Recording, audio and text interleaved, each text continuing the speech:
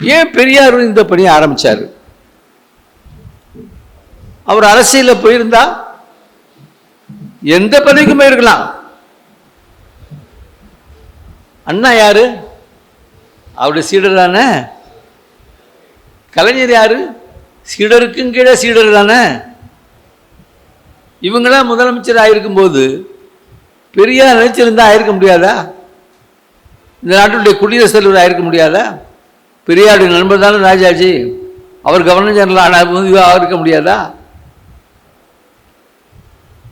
வெள்ளைக்கார அரசாங்கம் 2 முறை பெரியார் நீதி கட்சியினுடைய தலைவராக, ஜஸ்டிஸ் பார்ட்டி கேள்விப்பட்டிருப்பீங்க, ஐயா பேராசிரியர் காளிமுத்து அவர்கள் அந்த நீதி கட்சி பற்றி வகுப்பு எடுப்பார். வெள்ளைக்கார கவர்னர் 2 முறை பெரியார்கிட்ட வீடு தேடி வந்து, அதற்கு முன்னால் இருந்த ஆட்சி கவிழ்ந்த நிலையில் நீங்க பிரதமர்னு பேர்.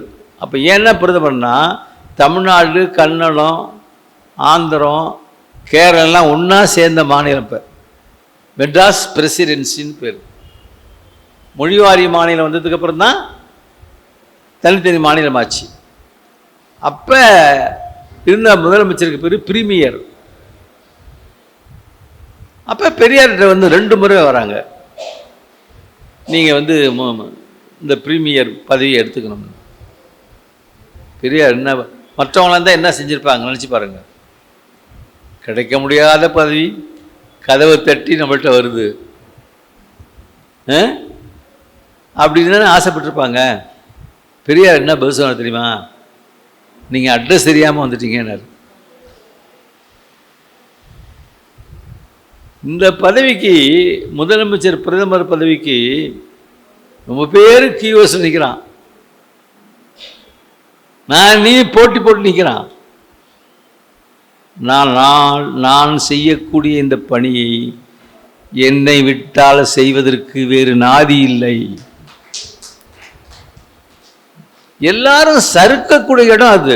அல்ல கவனிங்க, எல்லாரும் சபலத்திற்கு ஆளாகக்கூடிய இடம் அது. சுலமாக இருக்கலாம்.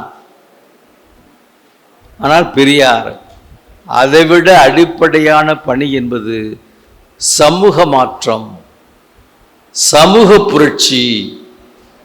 பிறக்கும்போதே தாழ்ந்தவன், பிறக்கும்போதே உயர்ந்தவன், பிறக்கும்போதே பிராமணன், பிரம்மா என்கின்ற ஆண்கடவுள் நெற்றியில் பிறந்தவன்.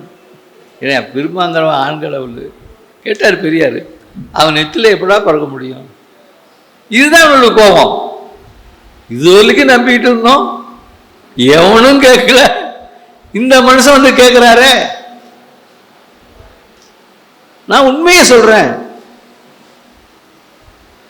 உண்மைதான் மனிதனுடைய அறிவு நாணயம். பொய் பேசுறது ஈஸி, அதுக்கு ஒன்றும் திறமை தேவையில்லை. உண்மையை பேசினா தான் எதிர்ப்பே.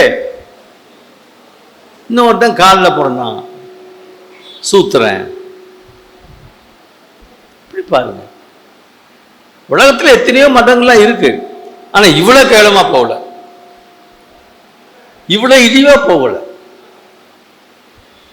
நம்ம எல்லாமே பார்ப்பனர்கள், அல்லாத அத்தனை பேருமே சூத்திரர்கள். அதில் மனநீதி, ஒரு குலத்துக்கு ஒரு நீதி, சின்ன புத்தகம் இருக்கு. ஒரிஜினல் மனு தர்மமும் இருக்கு. ஒரிஜினல் மனு தர்மம்னா அப்படியே ஸ்கேன் பண்ணி அப்படியே அச்சப்பட்டு கொடுத்துருக்கோம். வாங்கி படிச்சு பாருங்க. அதை படிச்சிங்கனாவே உங்களுக்கு போதும். இவ்வளவு கொடுமை கூட நடந்திருக்கு. சூத்திரம் படிக்கக்கூடாது, படித்தா நாக்க அறுக்கணும், கேட்கக்கூடாது, கேட்டால் ஈயத்தை காய்ச்சி காதில் ஊற்றணும். தெரியாமல் படிச்சிருந்தா அவன் நெஞ்ச பிளக்கணும். எந்த நாட்டில் எந்த மதம் கேட்குறான்? நீங்கள் இந்து மதத்தை பற்றியே பேசுகிறீங்களே.